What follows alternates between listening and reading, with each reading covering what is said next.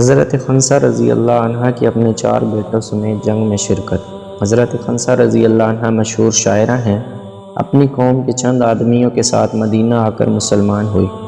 ابن اسیر رحمۃ اللہ علیہ کہتے ہیں کہ اہل علم کا اس پر اتفاق ہے کہ کسی عورت نے ان سے بہتر شعر نہ کہا، نہ ان سے پہلے نہ ان کے بعد۔ حضرت عمر رضی اللہ عنہ نے زمانہ خلافت میں 16 ہجری میں قادسیہ کی لڑائی ہوئی، جس میں خنسہ رضی اللہ عنہ اپنے 4 بیٹوں سمیت شریک ہوئیں۔ لڑکوں کو ایک دن پہلے بہت نصیحت کی اور لڑائی کی شرکت پر بہت ابھارا۔ کہنے لگی کہ میرے بیٹو، تم اپنی خوشی سے مسلمان ہوئے ہو اور اپنی ہی خوشی سے تم نے ہجرت کی۔ اس ذات کی قسم جس کے سوا کوئی معبود نہیں کہ جس طرح تم ایک ماں کے پیٹ سے پیدا ہوئے ہو، اسی طرح ایک باپ کی اولاد ہو۔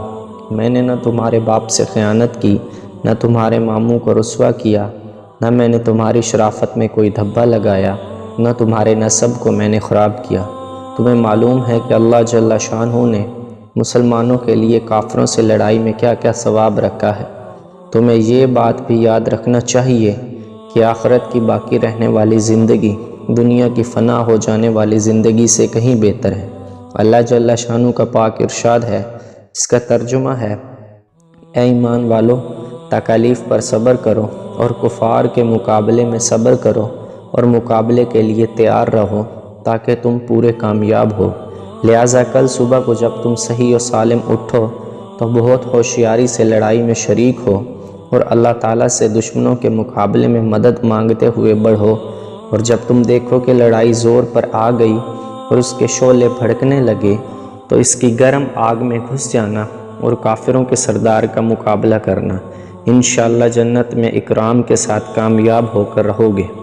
چنانچہ جب صبح کو لڑائی زوروں پر ہوئی تو 4 لڑکوں میں سے ایک نمبر وار آگے بڑھتا تھا اور اپنی ماں کی نصیحت کو اشعار میں پڑھ کر امنگ پیدا کرتا تھا، اور جب شہید ہو جاتا تھا تو اسی طرح دوسرا بڑھتا تھا اور شہید ہونے تک لڑتا رہتا تھا۔